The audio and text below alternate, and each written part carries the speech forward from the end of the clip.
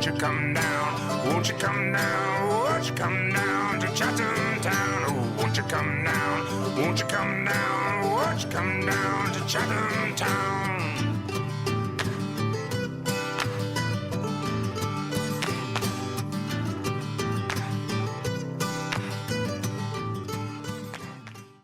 Hello and welcome to the River is Lit podcast number 8. This is a special episode focusing on young adult authors from publisher Crystal Peake, who you can meet on Saturday the 16th of November at Chatham Library from midday. Anne-Marie spoke to the authors Charlotte Byrne, Rosa Carr, Samantha Fitzgibbons and Colin Parsons.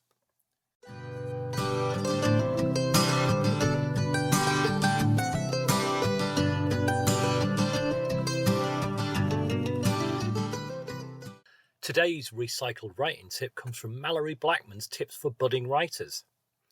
And this is how she breaks down the process for creating a story. 1. Have an idea. 2. How might the idea be turned into a story? I moved from the idea to the story stage by playing what-if games. What-ifs are great for adding some flesh to the scant bones of an idea. What-ifs should lead to more questions to be answered within the story. 3. Develop the plot, in other words, how the story might progress. A plot involves one thing leading inexorably to the next. In a well-designed plot, if you remove one plot element, the rest of the story should collapse like a house of cards. A plot tends to contain causality, cause, effect, consequences, and conclusion.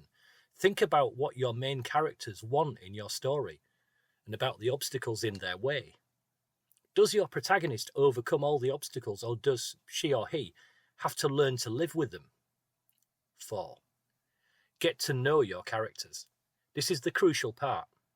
I'm talking about more than their physicality and appearance. Who are they? Who are they when they are around family, friends, strangers, those in authority? Who are they when they are alone? Any number of people could occupy the same scenario. But what makes it interesting is how all the different personalities react within the same situation.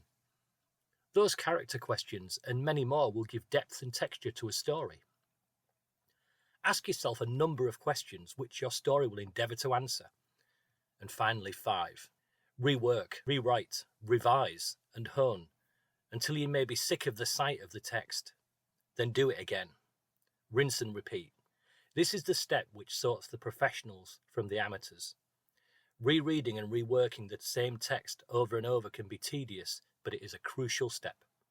It's an absolute pleasure to be joined by author and PhD student Charlotte Byrne, who has written the brilliantly titled Folk Top and is a contributor to the steampunk anthology Brass, Blimps and Bots. Her short stories have been published in anthologies by Dual Books and Charla Studios, New Lit Salon Press and Fincham Press. She's also been published in Diva magazine. So thanks for joining us, Charlotte. Can I just ask how you're doing today? I'm doing very well, thank you. How are you, Anne-Marie? I'm doing very well, thank you very much.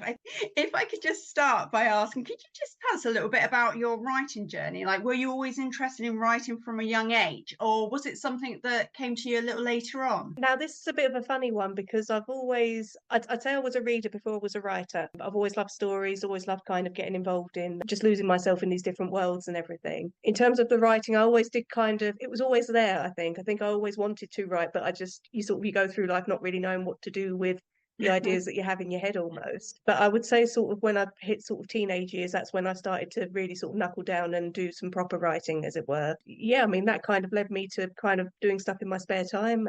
Went to uni and studied Hispanic studies and comparative literature, was writing in my spare time. And there was a module during this university course where we were able to write our own piece of fiction. And that was really kind of the spark for me. You know, that ended up being my first published piece. It was kind of, hello, I can make something out of this. Yeah, that's just got you kind of snowballed from there, really.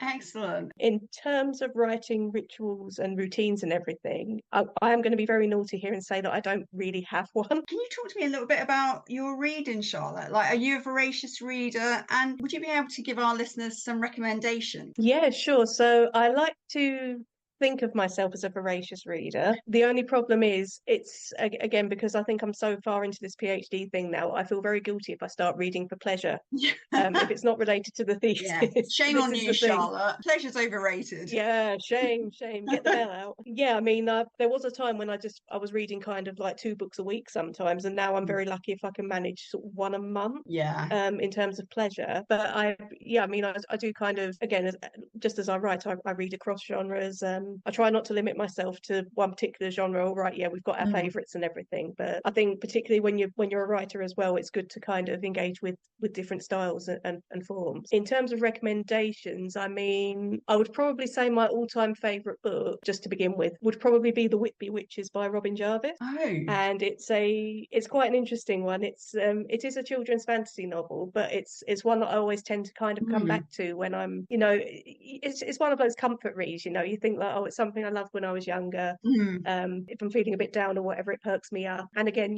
got some quite dark themes in there as well. I'd say in terms of kind of more historical fiction and everything, Winter in Madrid by C.J. Sansom is probably my go-to on the Spanish Civil War, I would say, more so than Hemingway, I think. Oh, excellent. Thank you for sharing those. And in terms of the Whitby Witches, have you actually been to Whitby to see some of where the action takes place? I have, yeah. I mean, I've only been to Whitby kind of once before, and unfortunately at the time I didn't take my book with me, so I couldn't kind of check the road names and everything. But you can get a sense when you're up there, absolutely, of just looking up the various alleys and everything. It's kind of you can understand why Jarvis chose to put it where he did, really. And isn't that great that even though you didn't have the book, you automatically could just feel transported when you were there? You got that. It was a very evocative sense of, you could picture where the action was taking place and where certain things had happened. I mean, I've only been to Whitby a couple of times, but I have to admit I loved it as well.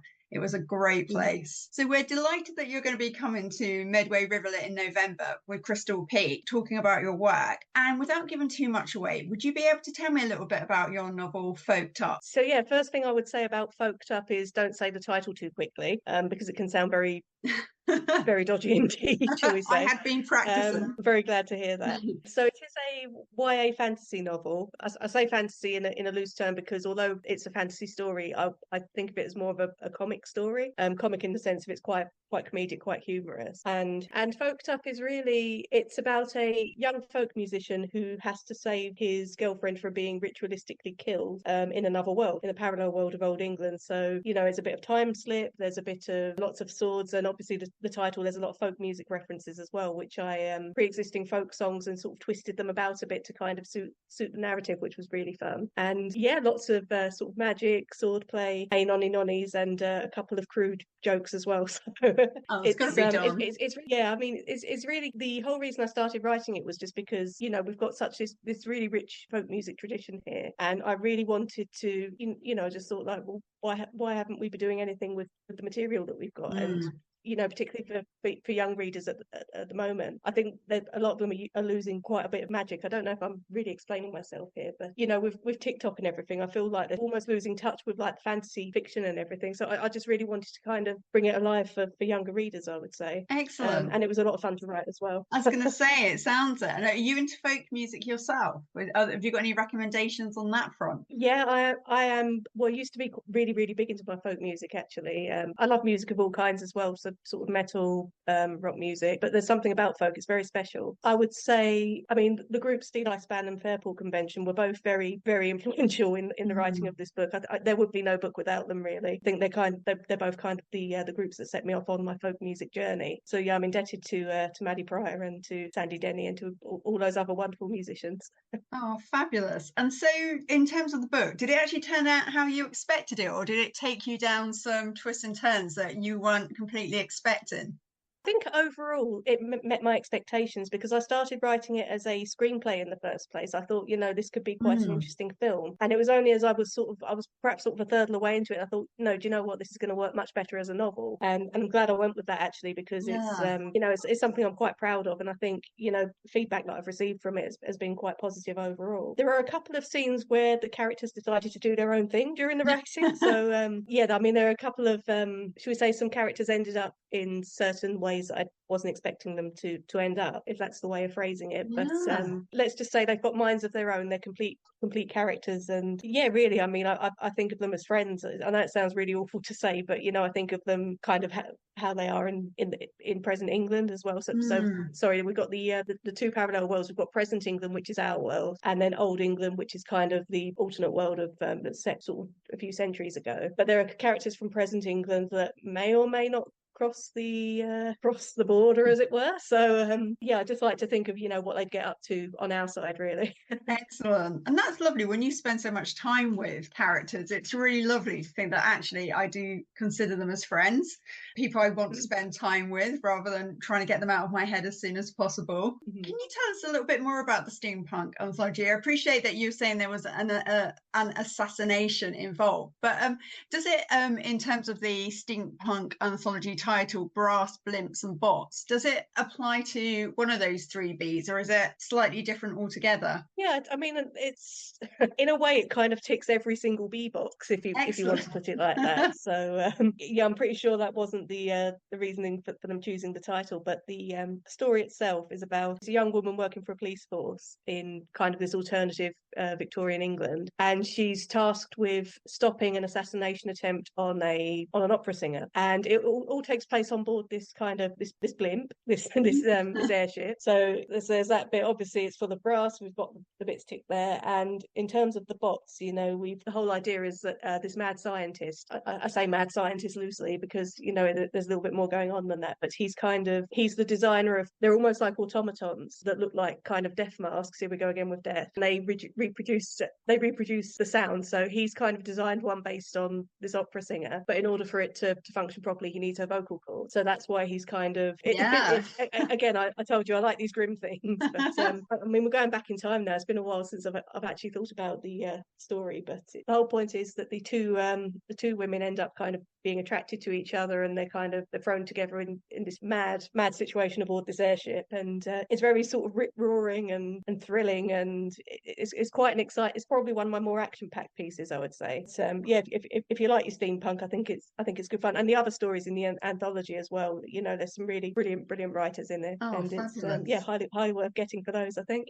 Oh, perfect. Thank you for sharing that, Charlotte. And then the last question is, what next? I appreciate your writing your novel. So is there much time for anything else? I do try to bounce between projects. So, I mean, the PhD is kind of taking over my life at the minute, as well it should. I do like to escape into other projects as well. So Folked Up 2, there's a sequel coming at some point. Excellent. Probably about halfway through it at the moment, much to the chagrin of my editor at Crystal Peake. So please be patient with me, Nikki. It is coming.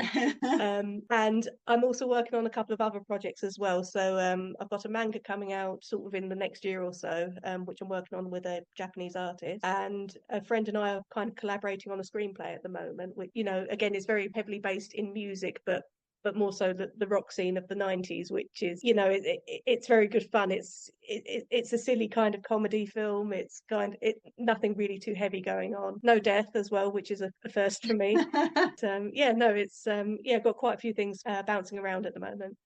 Excellent. Just keeping it busy. Absolutely. I was going to say there are no flies on you, Charlotte. I was thinking you're just going to go, it's the PhD, but that is putting me to shame. And I'm sure Folked Up 2 would be absolutely worth the wait because the way you talk about it, you can just hear how just the enthusiasm, it just sounds like a really great book to check out. So I know I'm now finding that my pile of to be read books is just every time I talk to people, I'm like, right, that one's going to get added. So thank you so much for your time today, Charlotte. Really appreciate it, and we're really looking forward to seeing you at Medway River Lit in November.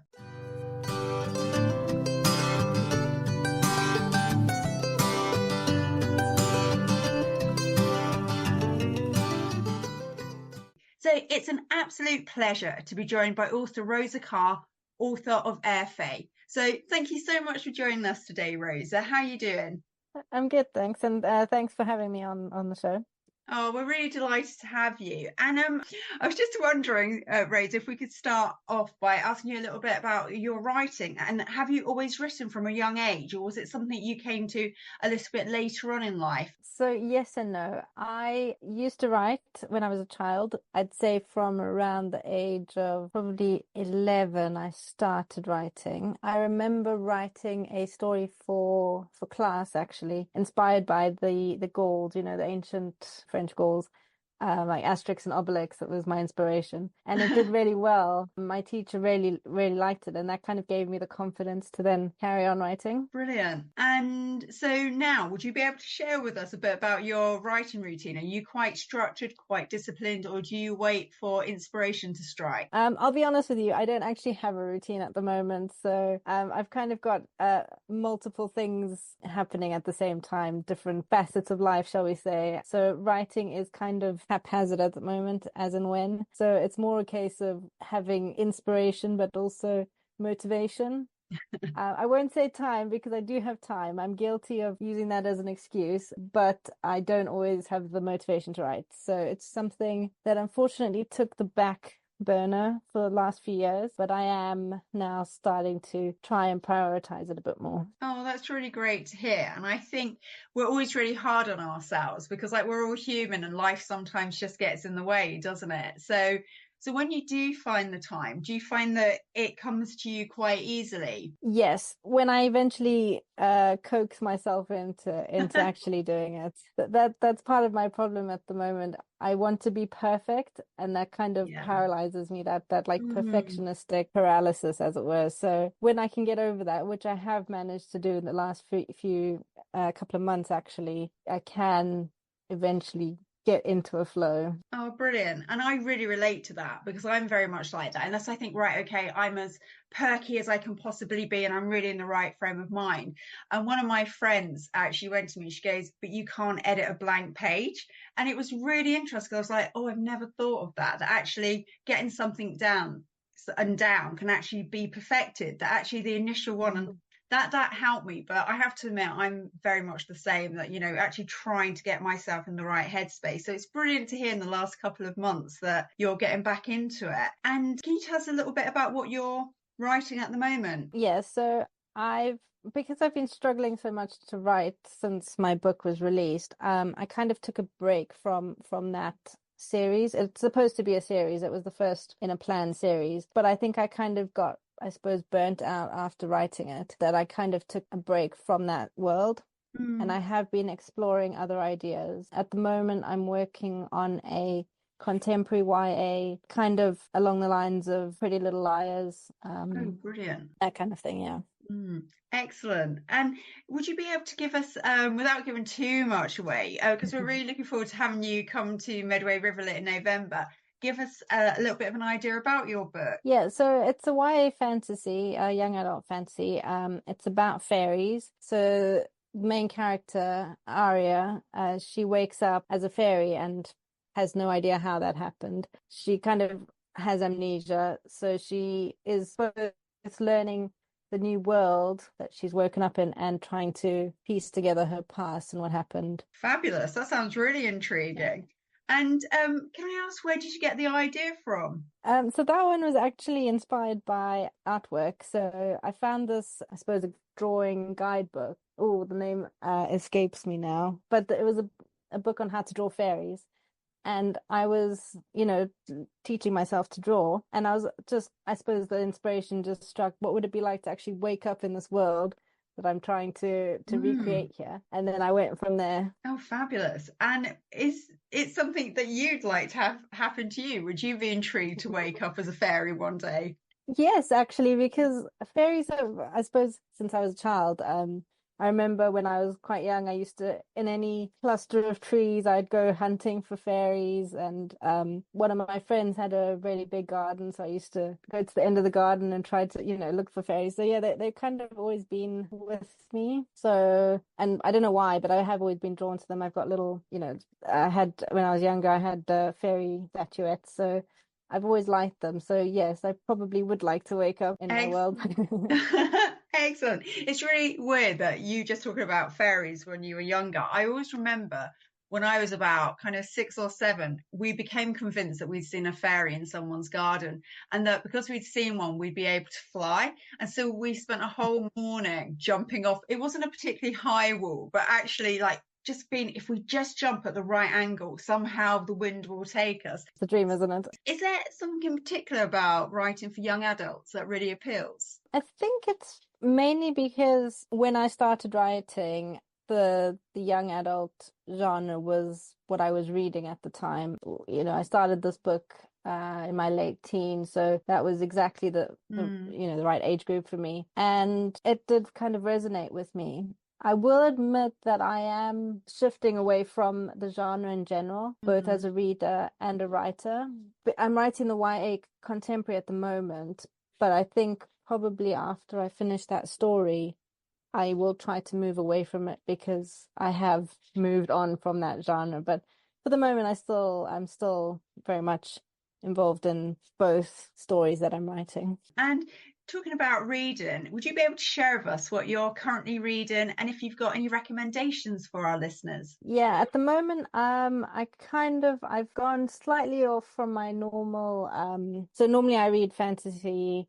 That's my main genre. At the moment, I'm reading A Case of Mice and Murder by Sally Smith. It's set in the early 1900s, follows a barrister on the hunt for a murderer. So, yeah. What can I recommend? I recently read The Spell Shop. I quite enjoyed that one. That was a new release. Yeah, so that one is a cozy fantasy. It's by Sarah Beth Durst. Cozy fantasy about a librarian who has to run away from her home and ends up on an island, and she has to keep the books that she smuggled out of the library secret, and from the books she tries to teach herself magic. So I hope none of that was a spoiler. I can't remember now how much of that was known in the blurb, but apologies if any of that was a spoiler.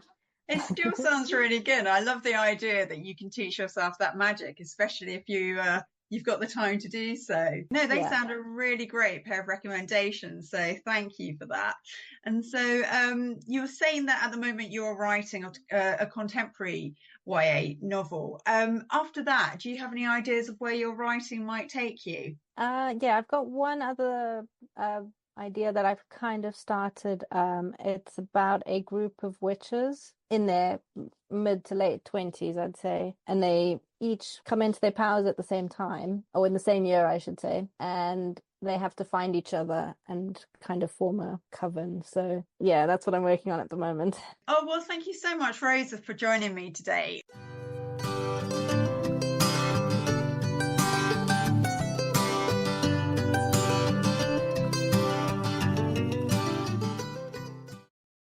Pleasure to be joined by creative writer and author Samantha Fitzgibbons, whose debut novel Happy State was published in July 2022. So thanks for joining me today, Sam. How are you doing today? I'm really good, thank you. Thank you for having me. Oh, it's a pleasure. And so to start off with, could you tell me a little bit about your writing journey? Have you always been interested in writing from a really young age, or was it something you came to a little bit later on? It's quite bizarre, actually, because one of the things that I have done my entire life from the moment I was able to sort of write physically, I've written stories. Oh gosh, like English at school, I was excelling at English, and it was, writing stories has always been my absolute thing to do. Do you have any kind of writing routine or any rituals to get the creative process flowing a bit more? Do you know what? I'm quite appalling, actually, because no and no. Genuinely, that gives me hope, because I'm the same. I don't have none whatsoever. No rituals, no routines. I go at it when I really feel it. I have learned to step back and not force myself. It's really funny. So when you get a bunch of writers together, or authors, they're all talking about, they're sat like in sort of close-knit conversation about, so what is it you do? What's your ritual? What do you do every day? And they're all having this great discussion, and I just don't say anything because I literally feel like the black sheep. I don't have any of the above. Because I can't sit and just look at a blank screen and force myself to write like 1,000 words a day. I'll end up just getting frustrated, and I'll probably quit for a long time or forever. So I have to sort of feed the creativity when it comes. Really, some writers struggle with not knowing what ideas to put down. I am the opposite, extreme opposite. I get so many that I get bombarded with. And so thanks for that, Sam. We're absolutely delighted that you're going to be coming to Medway River Lit in November with the Crystal Peake, the premier independent book publisher in Ramsgate, and talking about Happy State. So without giving too much away, would you be able to tell me a little bit more about your novel? Yeah, of course I can. So Happy State is set in 2029, and it falls under the dystopian bracket, although if I could have chosen, I'd have had a sort of a bracket that doesn't exist, or a genre, I should say. It's dystopian, but I wanted to keep it not too futuristic. So I wanted it to be sort of applicable to the lives we live now, but set in the future. And I just wanted it to be sort of that bit more believable than sort of things flying and all sorts. Yeah. So it's about a new government. It's set in the UK. A new government have stepped in, and they are promising the citizens what they call a happy state. What they're actually doing is trying to eugenics, essentially. They're trying to sort of wipe out mental illness and create a sort of perfect race, really. So what they're doing is bit by bit, they're going through people's medical records, and they're slowly eliminating mental illness because it's too problematic and it doesn't align with a happy state. And where did you get the idea for Happy State from? Bizarrely, I hadn't planned to write a book. It came from a personal mental health journey, anxiety, struggling with debilitating anxiety for several years, and sort of feeling a little bit fobbed off, for want of a better expression. Anxiety is very, very difficult because it sort of always comes back to that fight or flight. It's very normal. Nowadays it's talked about. It's very much in the modern arena, isn't it? It is. Several years ago, it wasn't. Unless you'd got a sort of more, what's the word I'm looking to use? I don't want to be offensive in any way, but unless you'd got a sort of diagnosis of something like, say, bipolar disorder, or maybe schizophrenia, or, manic depression or something, anxiety was sort of a little bit wishy-washy, dare I say. And so I just kept getting fobbed off, and I remember really struggling, and one day just coming home and saying, gosh, it's like they're trying to wipe us out. They're not interested in us. They just want, a world without people struggling with things like this. And I actually thought at the time, crikey, that'd make a good story, wouldn't it? A good book. And then the next thing, I'm neck deep in this book that I'm writing. Yeah. So that was it. It was it's like personal experience. Oh, absolutely. And I agree. I think with anxiety that people don't always appreciate how debilitating it can absolutely be, how it can just absolutely infiltrate every aspect of life, and things that because I felt it before, and I've had friends who've also had similar situations. It's quite, I think you end up with that battle, don't you, of like, I should be able to do this, but somehow it's just, again, translating that into reality is so hard. Did it turn out how I imagined? I don't know how I imagined it to turn out. Do you know what I'm going to say? It turned out better than I imagined, to be honest, because out there, it's that has to be better than you anticipated ever, after all the research, after all the work that went into it. Yeah, I think very happy with how it turned out. Excellent. You can't ask for more than that. And so just as a final question, Sam, would you be able to share with us what's next for you in your writing journey? Yes, of course. So I started, when Happy State was published, I started writing a sequel. I am planning, my plan is to do a trilogy. I have ideas for them. Still have no idea where they're going to go fully, but I have ideas. So I am going to do a follow-up, and I'm probably about a quarter of the way through that. But then I stopped that for a while and decided to start writing quite a sort of commercial thriller, I suppose, a very sort of modern, twisty-turny, about a couple that move into a lovely neighbourhood, and there's actually a local gang that live nearby. So So I sort of went off on a bit of a tangent and started writing that. So I'm halfway through that, and I'm probably about a quarter of the way through Happy State, the second book. So at some point I will get both of those out. And in my usual renegade manner, won't have a clue what the ending is until I write it myself. It sounds great though. It sounds like, that creativity is definitely flowing. And again, it's lovely to know that we've got more coming from you.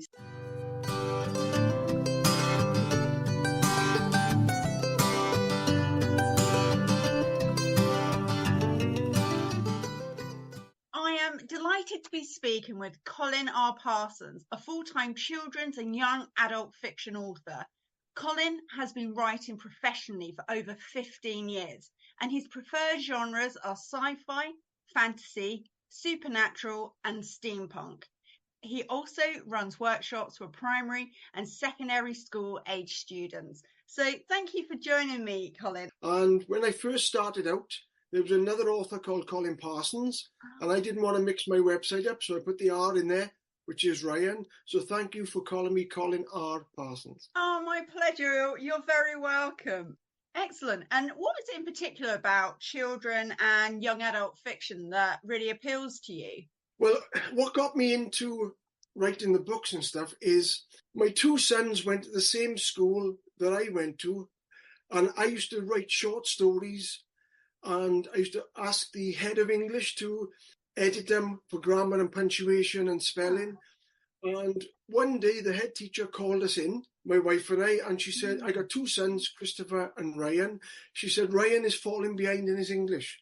He's playing video games, he's playing rugby, and he's doing everything but reading. Why don't you write him a book? She said he loves wizards and dragons, so I wrote a book called Wizard's Kingdom, and that's where I started off writing. That's brilliant. And did Ryan really enjoy the book? He read the book right through. Now he's a graphic designer in London. He's kind of a senior level, and he does some of the covers of my books as well. Oh, that's brilliant. Oh, thank you for sharing that, Colin. And do you feel you've got any recurring themes that crop up in your writing?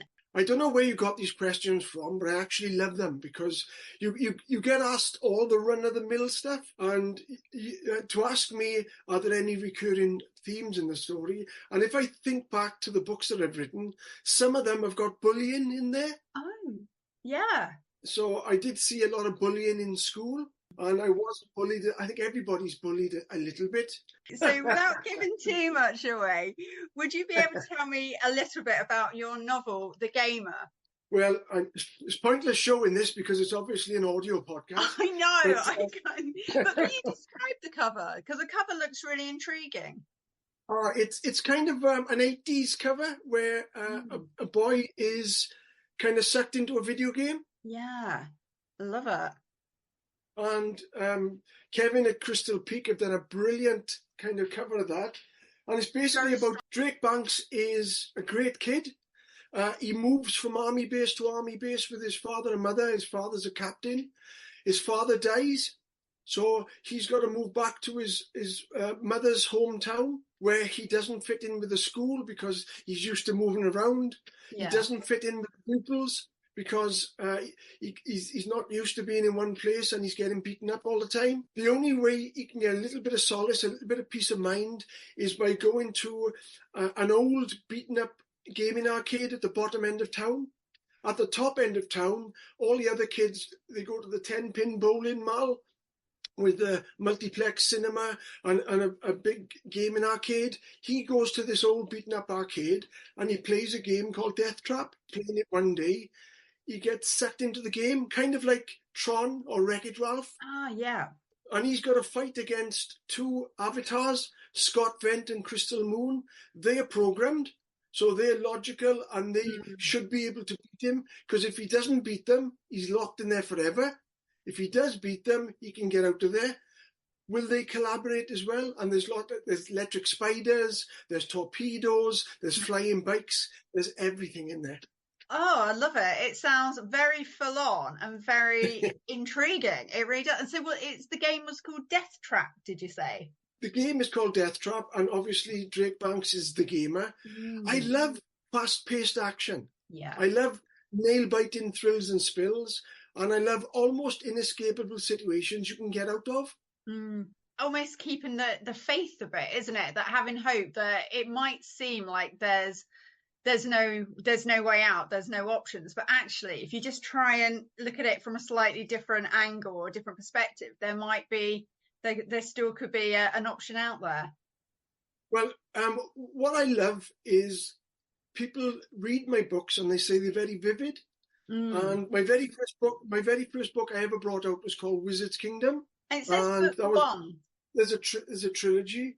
I was doing a Comic-Con one day, and this guy came up to me and he said, "Colin, we bought Wizard's Kingdom and we love it and we want the rest of the series." He said, "I've got two sons. They've got, and I think they were like 8 and 9 or 9 or 10. And he said, we're in the bedroom. They're on each of their beds. We got the lamp on in the bedroom. And I'm reading the book to them. And it's so vivid. You can actually smell the air. You can more or less feel like the branches of the trees and that's what I strive to do as a writer, to make it feel like a film set. That's amazing, though, isn't it? What a compliment that someone felt that they were so transported into a world that you created. And so with the gamer, did it turn out how you expected? So I was going to ask, where did you get the idea from? But it sounds like you were saying you love that kind of fast-paced gaming anyway. Yeah. But did it actually, the story turn out how you expected, or did it take any twists and turns that were a little bit unanticipated? With the gamer, I didn't know whether he would actually get out of the game at the end. It's as much a surprise to me if he does or if he doesn't. So that's what I love about my writing, is that characters can pop up. I don't even know where from. And what really, really intrigues me after doing like all these years, because I've been writing for almost 30 years, if I'm honest, is that lines of dialogue will pop up from a character that I've just created, and it'll make me chuckle or it'll make me kind of start. And I think, well, I thought of the character. Obviously, I must be thinking of the line of dialogue, but it seemed to be the character that's given it to me. Does that make sense? Yeah, I think it does, because I think it's in a weird way you almost become the character at times when you write. It's almost like they inhabit you. So I can really appreciate how that comes out. And can I ask, Colin, because that all does sound very intriguing, what is going to be next for you? Well, I mean, I write under Colin R. Parsons for children to teen, but I also write under Jake Ridge, my pseudonym, for adult urban fantasy. Okay. Because I've written a series called Killian Spooks Mysteries. I don't know if you're au fait with Jim Butcher, the Dresden Files. No, not hugely. He's an American wizard detective, and he solves like magical and supernatural crimes. Well, I've kind of taken that and based it in the UK. So Killian Spooks is a wizard detective. He lives in the fictional town of Windyvale, which I made up because I've been to lots of different to York and to Manchester and to Leeds and all that, and I pinched a little bit of everything, cobbled streets and these Victorian houses and stuff. And he's a wizard, but he doesn't drive around in a big car. He drives around in a Vespa scooter, and he's got some colleagues that help him out. He's got a shape-shifting monk called Zoot. That is a handy colleague to have. And he's got there's a girl that helps him called Cleo Smoke, and she can actually manipulate smoke either into a weapon or to disappear or something. So I've done that, but at the moment I'm writing a kind of space adventure, which is going to be under Jake Ridge. I've actually written the book. I'm doing the second draft. And it's kind of like Guardians of the Galaxy meets Star Wars, meets Raiders of the Lost Ark. It's kind of a bit of everything in there. Well, Colin, thank you so much for your time this evening. I really appreciate it. And we're really looking forward to hearing you read Medway River Lit in November. So thank you again.